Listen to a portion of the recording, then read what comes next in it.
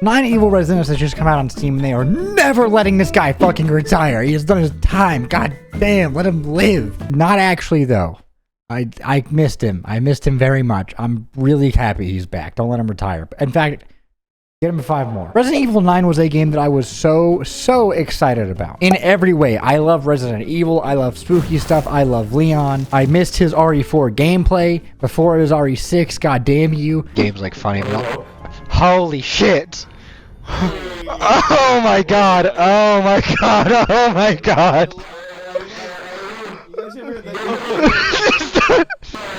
Yeah, I can't hear you, so. Don't do it! No! And then the direction they went with RE7 made me feel like Outlast, and I also loved that. And this had all of it, and that's 3 strikes. I mean, really, it's 4 strikes. I was gonna buy it before it even released. Money was out of my wallet before it even came out. Driving a Porsche? RPD reference? I'm in, dude. Let me in. Sorry, I'm getting ahead of myself. While we know Leon is back, the other character that you're going to be playing as is Grace Ashcroft, an FBI agent who is handed a case that involves the location of where her mother was killed. She is visibly distraught and terrified. Her boss gives it to her to try and confront her fears and make her kind of go there and learn about the past and actually figure out what happened. So that's what she does. She goes to the Redwood Hotel to figure out what's going on. And from the moment you go in there, something feels very wrong. Before I even get into the gameplay, though, I need to talk about how stunning the game looks. Holy shit. Look at this guy's ass. And the environment. But man, look at this guy's ass. The game is gorgeous. The reflections from the rain, the lighting. Look at Grace's fucking hands. Whenever you're playing and holding the flashlight, it's crazy. Whenever she's holding the lighter, all of these tiny details amazed me. But there's a cop waiting outside the hotel, and Grace is looking into the caution tape, and he's like, hey, this is an active crime scene. You can't just walk in here. She's like, why? Because it's an active crime scene. And then she's like, I'm an FBI agent. And so he takes her in there, shows her how to get in, and then she starts exploring it herself to look at what's going on. You walk inside, and it immediately feels off. And what I mean by that is that this is not a normal hallway. This is a evil-ass hallway. This hallway has never had anything good ever happen in it. And it's not gonna start with you. Okay, but like, why am I just like evil ass building?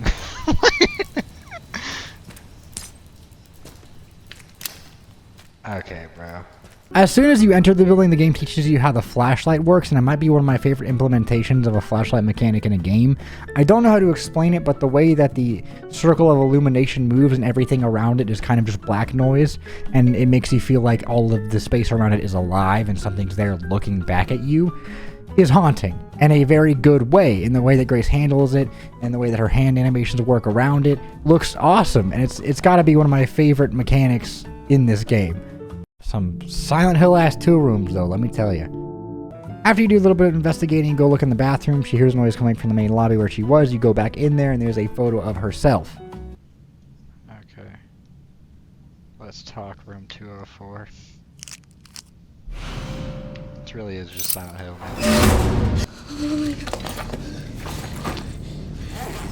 Yeah, I was gonna say, what kind of FBI person comes to a scene without like a gun? Okay, never mind. And it says, come talk to me, room 204. Not sure who's trying to talk to you, but the message they want to give you probably isn't great. She hears a noise. Again, she pulls out her gun, and honestly, I would too. You go into room 204 with this evil-ass hallway, the second evil-ass hallway. Okay, alright, hold on. I just saw the most decrepit fucking looking hallway behind this door. Like, there is no universe in which a hallway reaches this status. Pyramid has it at the fucking end of this hallway waiting for me. But once you get to the room, there's a bunch of pictures of her on the bed, and she looks at it and she gets a flashback of her and her mom. You play as her mom and her try to escape the Redwood Hotel years back whenever she was a teenager, and you watch her mom get clipped. Whenever the cutscene plays, you figure out that this is actually the room that her and her mom stayed in years back whenever the Redwood Hotel was still active, and they get a call in the hotel room. She picks it up, and it's like, Miss Ashcroft. Grace goes, yes. They hang up. The power gets cut out to the hotel, and her mom starts freaking out, so they try and leave. And then there's this mutant zombie that kills her mom. And I called it like 10 seconds before it happened, so that was funny to me. You are my hope never. So in about forget 10 him. seconds is What when are you she's gonna talking die. about? Just. You can come back for it later, Grace. I do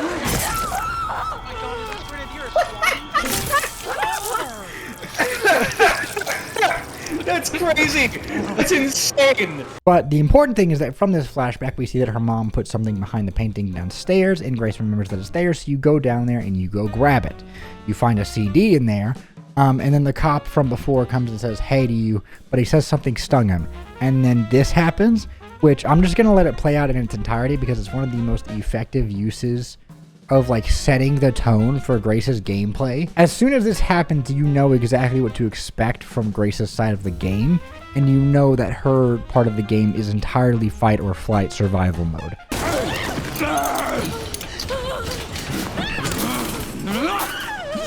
It's just like an everyday focus.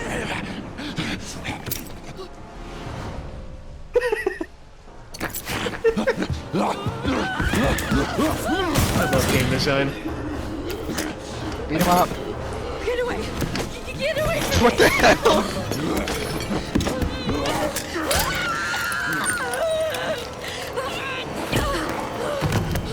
Oh shit! Stay away! I mean, say what you will about her being an FBI agent, I doubt she's killed anyone.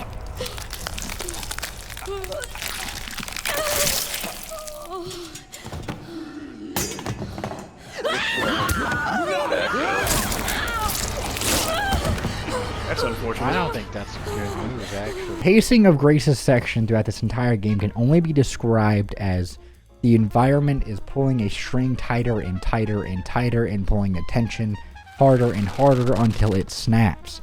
And you just kind of got to sit there. After this very intense chase section, though, you reach the main antagonist, Victor Gideon, who is sitting in a room listening to classical music and says that Grace is the chosen one. He chokes her out and starts carrying her. And then it cuts to black, and we get introduced to my fucking goat, Leon. The introduction cutscene for Leon is probably the coolest he's ever been in the entire franchise, in my opinion. He is still Leon. He still hits one-liners throughout this entire game. He is still super cool, but he is now jagged around the edges, and his age has kind of gotten to him. But genuinely, this is probably my favorite interpretation of Leon in the entire franchise. I loved his character in this game. Talk to me. Is this one like the others?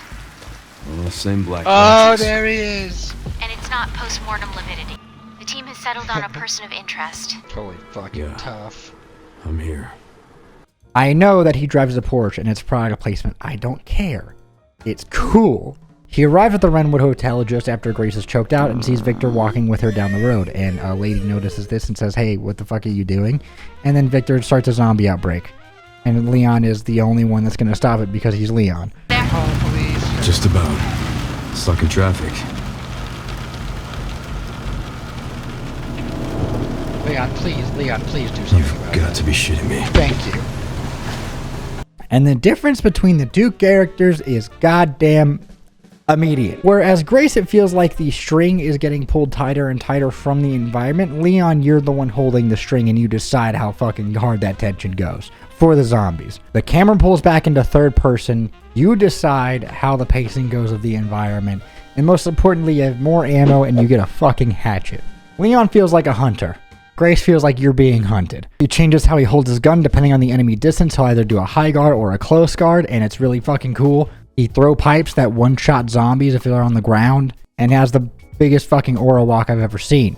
And the combat feels so smooth. It feels so good. The dynamic blood, the impact of the zombies, the weight behind the guns, the animations of the guns, the fact that if you're holding a flashlight and it still has rounds in the magazine, Leon will tactically reload and put the other mag back in his pocket and it changes if the mag is empty. That's so cool. It's the little things like that that just made me fucking appreciate this game so much more. And if you're also holding a flashlight and he's doing this, he'll put the flashlight in his neck and do this while he reloads. It's so goddamn cool. But eventually Leon loses Victor, and this is where we learn something terrifying. Leon is infected with the T-virus. Fuck! No! Not my goat! The cutscene ends, the screen fades to black again, and we're playing as Grace. And this is probably some of the most powerful acting I've ever seen in a video game. My brother actually played and he said, I feel like I can feel the headache she's having here. And I agree. The face acting, the voice acting, the mocap is so incredibly strong that you feel terrible for Grace. But for basic gameplay for the first half of the game, you're going to be playing as Grace most of the time with short 30-minute segments of Leon, and then the second half of switches where you're playing as Leon most of the time with 30-second parts for Grace. And since we're back in Grace, go ahead and put your adult diapers on and get ready because they're going to change color. Pray to your god, and your god is actually this lighter that you find.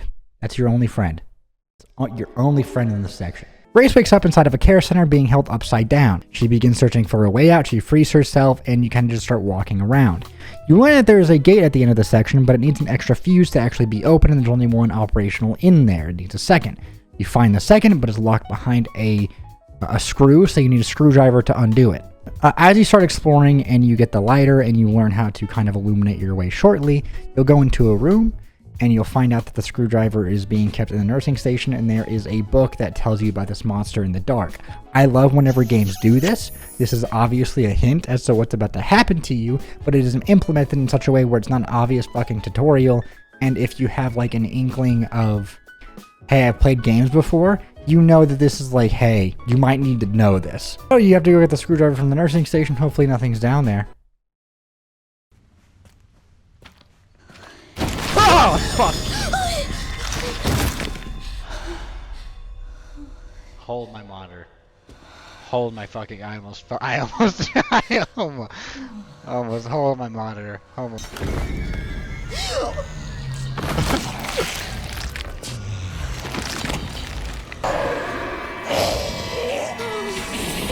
Why move any faster? Holy shit!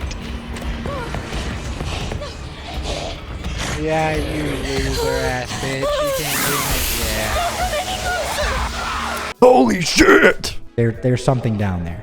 Before you encountered her, you read that book that I was talking about earlier, and it tells you that that monster cannot go into light. Not your lighter in your hand, okay? She's gonna slap that shit out of your hand and eat your face like it's a piece of Lunchable. Those were so goddamn good. So you have to sneak around and hopefully she doesn't see you while you're trying to get the screwdriver. And the screwdriver in the nursing station just so happens to be high up enough where Grace can't reach it, and you have to move this cart over to stand on it. It just so happens that the cart has a lot of metal shit on it. Whenever you move it, it knocks off, and then she hears you. So she's gonna see you at least once or twice.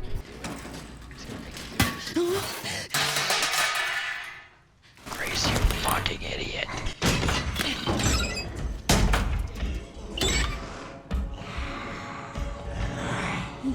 We know this.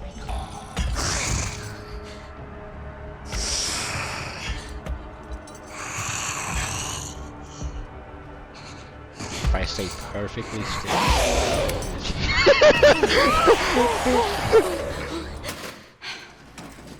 I think we might just send it.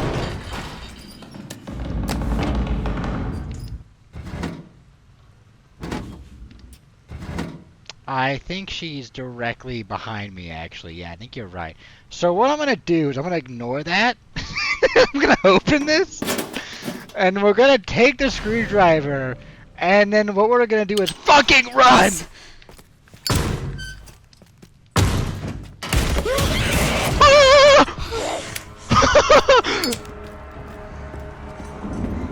You walk around, you dodge her, you probably scream a little bit, I screamed a little bit, until you get the screwdriver and you go and uninstall the fuse from the previous fuse box and put it into the gate one that you actually need it for.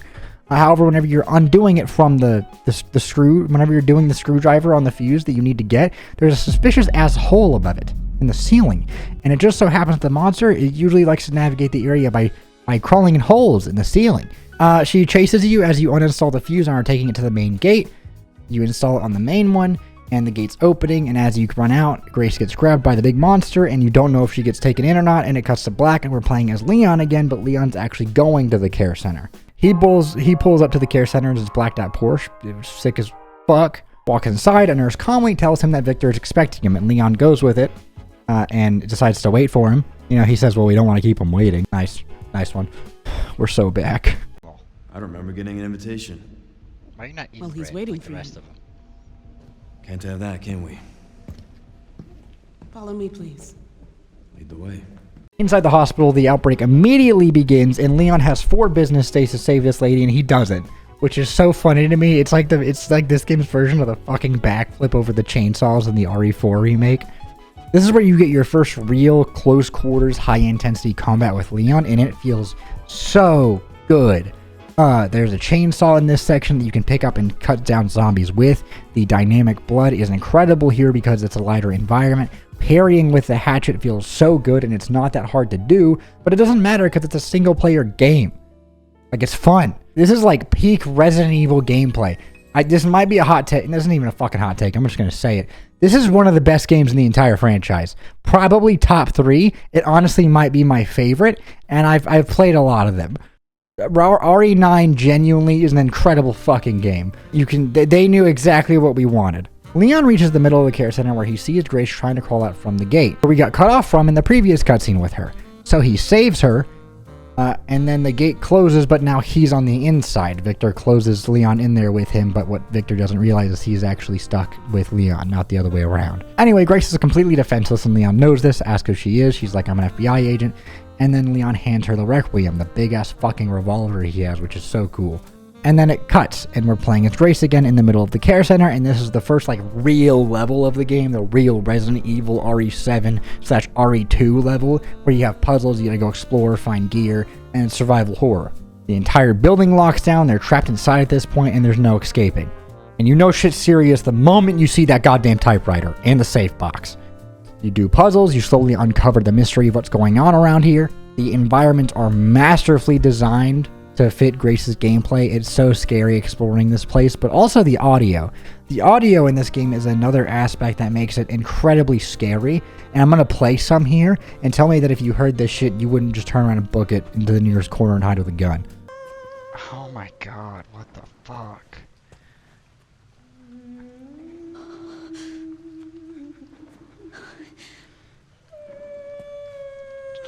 I don't fucking like that. And another one was the first zombie that you typically encounter in this game is the chef zombie. And as soon as I saw that guy, I fucking blasted his head off with a Requiem thinking it would kill him. It didn't. It didn't kill him.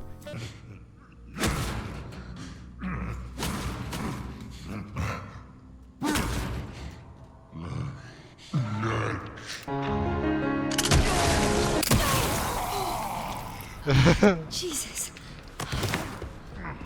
You just fucking push him? Where the guns felt incredibly smooth and heavy with Leon, they feel incredibly heavy and scared with Grace.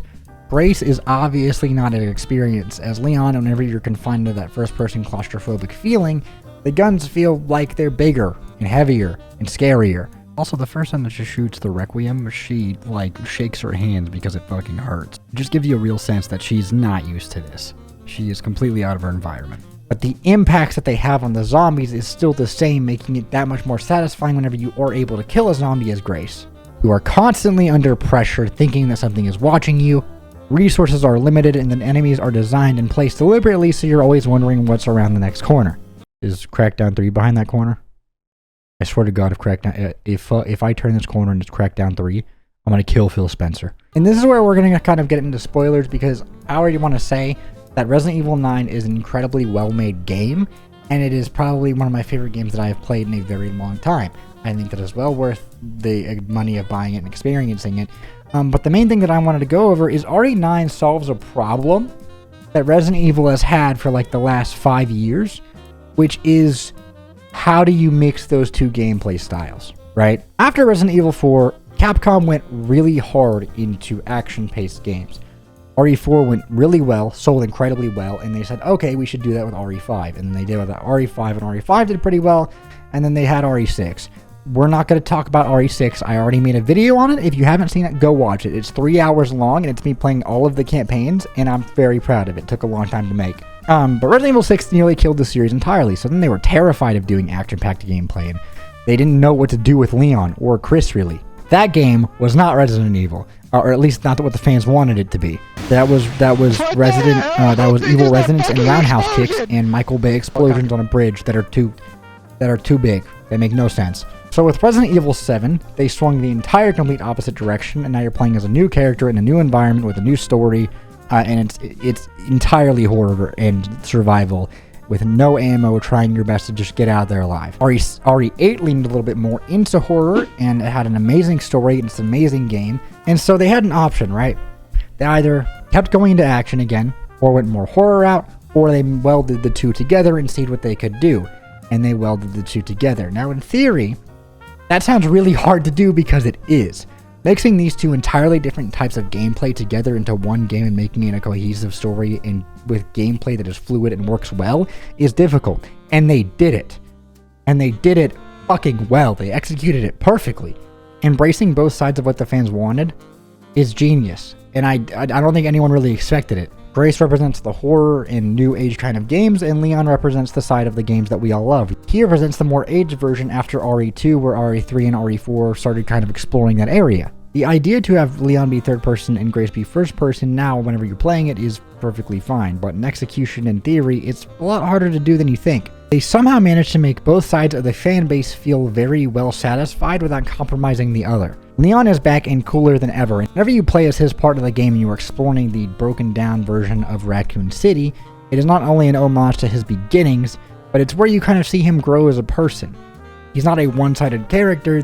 The story's a lot better here too. The subtle nods to him being torn down over all these years and him regretting his mistakes of letting people die in RE2 whenever it really wasn't even his fault is pronounced and prominent. And to watch him go back and conquer that city that he was so scared of originally is very refreshing, and it's almost like a full circle moment, and it brings a tear to my eye. Grace Ashcroft being introduced into the franchise in this way is masterfully done, not only because now she has a tie to an original character that everyone loves, but she is an entirely unique character and stands on her own as a very strong protagonist.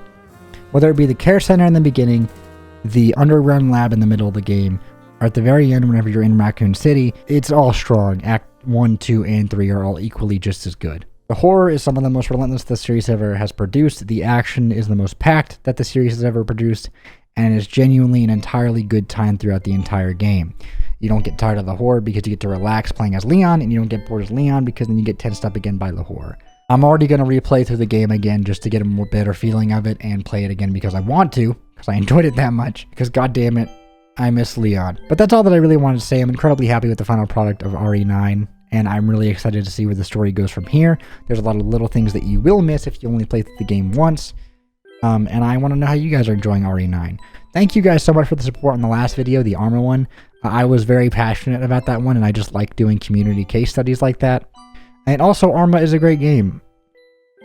I got a lot of comments asking me to try out Arma 3, so I might. You know, you never know. But yeah, I hope you guys have a wonderful rest of your day, and I will see you guys next video.